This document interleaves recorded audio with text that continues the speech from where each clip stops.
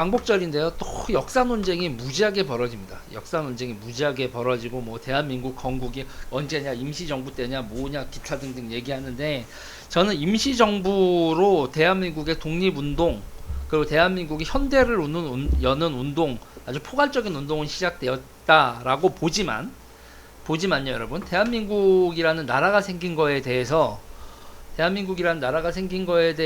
뭐 우리 민족의 독립운동 어쩌고 저쩌고 이런 얘기하는 거 한심하다고 봅니다. 솔직히 한심하다고. 자, 대한민국 건국으로 우리나라는 세계의 일원이 되었다라고 저는 얘기를 해요. 그리고 대한민국을 건국시킨 건 여러분 미국의 윌슨주의입니다. 윌슨주의. 우리가 이제 독립자결주의 보통 이렇게 얘기를 하는데, 그러니까 셀프 디터미네이션, 셀프 디시전, 그러니까 스스로 결정한다 이거죠. 그걸 이제 우리가 민족 자결 이렇게 하는데, 윌슨주의는 뭐를 하냐면 네이션 빌딩, 네이션이 생기고, 그러니까 컬러니를 네이션 만든다는 얘기예요. 그러니까 제국주의를 끝내고 제국이라는 것 자체가 배타적인 시장과 배타적인 원료 공급처를 확보하려고 하는 거거든요. 그리고 이제 식민지 제국과 컬러니 사이에 블록 경제를 만들죠. 그 블록 경제를 해체하고 자유로운 시장과 개방된 바다, 이게 이제 윌슨주의란 말이에요. 그리고 이제 자본주의를 그렇게 확대하자. 자유민주주의, 자본주의, 그리고 인권. 이게 이제 미국이 맨날 하는 그 레파토리 있죠. 뭐 중국의 인권 문제, 북한의 인권 문제 이렇게 얘기하면서 하는 거 있잖아요. 그리고 시민사회가 정부를 만드는 거. 그러니까 선거를 통해서 이게 크게 자유민주주의의 본체죠. 자유민주주의와 자본주의. 그거를 이제 주구장창 미국은요. 그러면서 그런 거에서 일명 미국도 햇볕 정책을 쓰죠. 중국한테. 중국이 경제 성장을 하면 시민들의 사유재산이 생기게 되면 공산주의를 안 할 거야 라고 생각을 했었는데, 중국이 계속 공산주의를 가서 이거 안 되겠네 이렇게 바뀌는 거죠. 기본적으로 미국의 윌슨주의라는 게 그런 겁니다, 여러분. 개인이나 모든 거에서 자립적이고 스스로 결정하는 개인과 국가, 그리고 자본주의, 자유민주주의, 인권, 인간의 존엄성, 이거를 기본적으로 추구로 하는 그 이념이 대한민국을 만들었다. 저는 그렇게 봐요. 그러니까 여기서 보면, 그러니까 우리가 그러면서 이제 미국의 윌슨주의가 그런 이념으로만 남아 있으면 아무것도 아니지만, 그 이념을 반영해서 뭐를 만들어요? United Nations, 국제연합을 만들죠. 유엔을 통해 국제 질서로 정립되죠. 패권국 미국이 윌슨주의로 국제 질서를 정립함에 따라 우리나라가 국민국가 네이션으로 탄생을 했죠. 우리 역사의 첫 번째 네이션 대한민국입니다. 사유재산을 가질 수 있고, 그 다음에 혈통에 의한 그게 아니고, 킹덤이 아니고, 포이덜이 아니고, 토지 소유권 자체가. 그래서 여러분, 이 근대 국가가 생겨서 네이션이 생기면 여러분 첫 번째 토지 개혁을 왜 해야 되냐면, 토지 소유를 기주 또는 그 가문 몇몇 사람들 이렇게 돼 있는 데에서는 네이션이 생기지가 않아요. 그래서 그 네이션, 그 이전의 포이덜 시스템, 봉건 지주 시스템을 붕괴시키는 토지 소유권에 대한 관계를 다 부셔버립니다. 그건 여러분 기본적으로 윌슨주의가 가지고 있는 네이션 빌딩의 기본 프로세스예요. 대한민국도 그렇게 탄생을 한 거죠. 자, 대개의 해방된 식민지 국가는 패권국 미국이 제시한 세계 질서, 이 세계 질서를 또 하나의 불손한 식민지 지배야욕, 이렇게 의심했습니다. 미국이 제시한 세계 질서 또한 식민지의 또 다른 형태다라고 하는 게, 여러분 뭐 80년대 대학 다니신 분들은 들어보셨을 거예요. 반식민지니 신식민지 국가 독점 자본주의니. 그래서 미국이 말하는 윌슨주의 다 개떡 같은 식민지 해방 이론 아니다. 저건 또 하나의 식민지일 뿐이다. 이렇게 얘기하는 그런 식의 사상, 그런 거를 해방된 식민지 국가들이 많이 받아들였는데, 대한민국의 지도자 이승만은 과감히 자유민주주의의 확장, 열린 바다, 열린 시장을 지향하는 윌슨주의를 그대로 받아들였죠. 미국의 의도를 의심하지 않았습니다. 미국이 진짜로 식민지를 개방시키려고 하고, 진짜로 자유민주주의를 가능하게 하고, 경제 발전이나 기타 등등 그런 게 가능하게 할 거라고 이승만은 봤죠. 그러니까 저는 이 독립운동과 기타 등등과 관련돼서 저는 이 얘기를 하고 싶은 게 뭐냐면, 대한민국의 독립운동이 자력으로 일제를 몰아냈다, 그런 허구적 망상 하지 말라는 얘기예요. 말 같지도 않은 소리 하지 마요.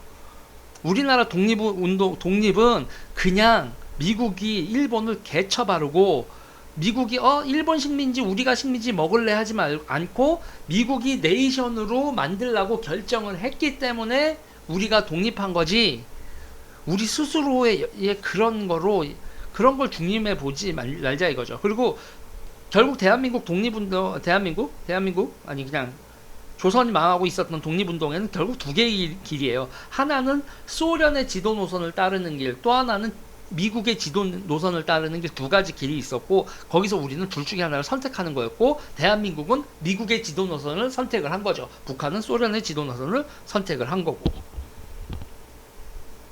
자, 지금 시간이 다시 흘러서 이런 역사에 대한, 독립에 대한 역사적 이해가 그냥 그러려니, 그냥 소련이 망한 다음엔 별 중요하지 않았는데, 이게 지금 중국이 부상하면서 다시 정치의 한복판으로 들어오고 있어요.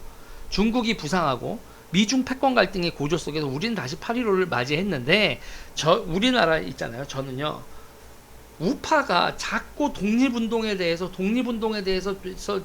좌파들이 찌글찌글 거리는 거에 대해서 자꾸 휩쓸려 들어가는데, 그러지 말아야 된다는 거예요. 그리고 이승만 대통령을 중심으로 한 역사 전쟁을 하는데, 그게 아니라 그냥 윌슨주의를 가르쳐야 돼요. 윌슨주의를 가르치다 보면 거기에 뭐가 있어요? 항행의 자유도 있기 때문에, 대만에서 벌어지고 있는 일, 남중국해에서 벌어지는 것도 결국은 미국이 만들어 놓은 국제 질서인 윌슨주의를 중국이 인정 못하고 도전하는 거네. 우리는 윌슨주의에서 말하는 항행의 자유, 자유민주주의, 인권, 기타 등등을 받아들인 거네. 그렇다면 우리 국가는 어떤 국가인가를, 우리가 어떻게 행동하느냐, 그리고 우리나라의 국시가 무엇이냐라고 했을 때, 윌슨주의를 대한민국의 국시 수준으로 올리고, 우리는 미국과 가치를 공유하는 동맹이 되어야지 우리가 살아남는다.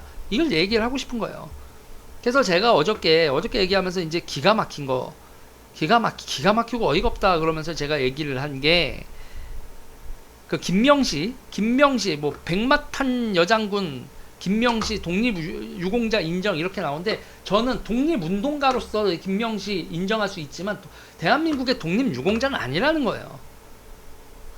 무슨 얘기인지 아시겠죠, 여러분? 독립운동가와 독립유공자를 동일시하지 말자. 대한민국은요, 대한민국의 독립유공자들은 미국의 지도 노선을 인정한 사람들, 그 사람들을 독립유공자로 만들어야지, 북한의 지도 노선, 그 사람들은 북한에서 유공자가 되면 그만이다. 왜 대한민국의 정체성 자체가, 지금 우리가 북한을 압도해서 통일을 한 다음에, 혹시나, 난 전 통일에 반대하는 입장이지만, 통일을 하고 난 다음에 국가 통합을 위해서 공산주의 독립운동가들도 인정한다, 그러면서 다 우리가 품는다, 이 정도 됐을 때는 모르겠지만, 지금 상태에서 왜 이런 사람들을, 이런 공산주의자들을 신화탄 우상을, 이 신화화된 우상을 대한민국의 독립유공자로 인정을 하냔 말이죠. 이건 말이 안 된다는 거예요. 1907년 경남 창원생 고려 공산 청년에 입회했고, 29년에 소련 코민테른 일국 1당제 관철 위에 조선인 당원들을 중국 공산당에 가입시키는 임무 수행을 했고, 해방전 중국 공산당과 경선 커뮤니스트 그룹 등 사회주의 계열을 활동을 했었던 사람인데, 이런 사람을 자, 그리고 이거를요, 이 김명시 서운을 추진한 단체가 열린사회 희망연대, 창원에 있는 열린사회 희망연대인데, 그 단체가 K-15K 도입을 반대하고 미국 장갑차 살인사건 줄탕활동 이런 거 하는 데다가 압축한 파병 반대운동도 하고, 부산 아시안게임 때 아리란 응원단 할 때, 이거는 뭐 그렇다 치고, 이라크 전쟁에서 인간방패 2명을 파견하고, 21년에 진해 미군 세군 부대가 있다고 막 그러면서 추방 시위를 하고, 그런 식으로 얘기하면서 이런 식으로 했었던 이런 단체가 추진한 김명시 서운 추진을 이렇게 2022년 보수 정권 하에서 이렇게 받아들여, 이거 자체가 저는 지금 대한민국 보수들이 어떤 기조나 이데올로기적 무장이 해체된 상태라고, 해이해진 상태라고 보는 거예요. 제대로 무장해야 된다. 지금 다시 미중 패권 갈등 시대고, 그리고 주사파들이 여기저기 사회에서 약진을 하던 시대인데, 이거 눌러야 된다. 이거 눌러야 된다. 그런 거예요.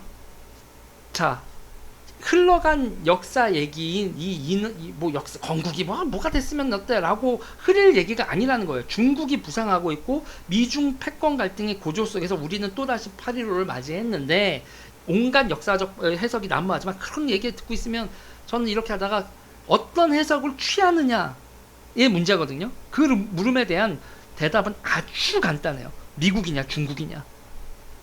우리가 미국을 선택하느냐 중국을 선택하느냐에 그거로, 그 결정에 따라서 그걸 합리화시키는 역사적 수많은 해석을 취사 선택하는 거예요. 중국을 선택한 사람들의 역사적 선택, 역사 해석은 진 눌러버려야 되는 겁니다. 자유민주주의가 뭐 그냥 다 관용하는 게 아니에요. 이런 체제 도전에는 단호하게 맞서야 됩니다. 그리고 미국이냐 중국이냐 이러면 또 자존심 내서 우리의 독립운동과 기타 등등이 우리 자존, 우리 스스로 그런 걸 다 무시하고 너는 너무 우리를 비하하는 거 얘기하지 않냐. 비하는 무슨 개떡 같은 비하. 저는요, 자존심 내세우지 마라. 역사 해석에 있어서, 그리고 우리가 어떤 역사 해석을 받아들이는 거에 중심에 자존감, 자존심 내세우지 말아라는 거예요. 선택이 운명을 좌우한다. 우리의 번영과 자유를 위해서 우리가 미국을 선택하고 그 역사 해석, 윌슨주의적 역사 해석을 적극적으로 교육시키고 사회의 교양으로 퍼뜨려야 되는 거, 그거에 주저하지 말라. 지금 나라의 좌파식 독립운동 해석이 영화로 만들어지고 교양서로 만들어져서 사람들의 역사의식을 좌파들이 지배하고 있고, 반일 종족주의 뭐 어떤 식으로 그렇게 지배하고 있는데, 이제 다시 우파는 반격에 나서야 된다. 이영훈 선생님과 뭐 이승만 학당 여러분들이 물꼬를 트고 뭐 이렇게 했는데, 저는 그분들 그런 노선 인정은 하지만, 지금 이 2020년대에는 이승만을 중심으로 얘기를 할 게 아니라 윌슨주의를 중심으로 얘기해야 되고, 베스트팔렌 조약부터 시작해서 국제주의적 시각, 이 교육이 돼야 된다. 유엔이 무엇이고, 그들이 우리나라에서 와서 4만 3천의 젊은이들이 왜 우리나라에서 피를 흘렸는가, 그 얘기를 해야 된다.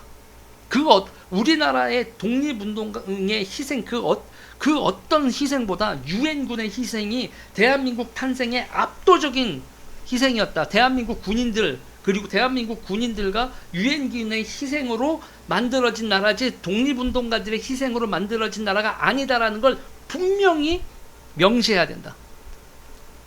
저는 그렇게 봅니다. 이 얘기 여기까지 할게요.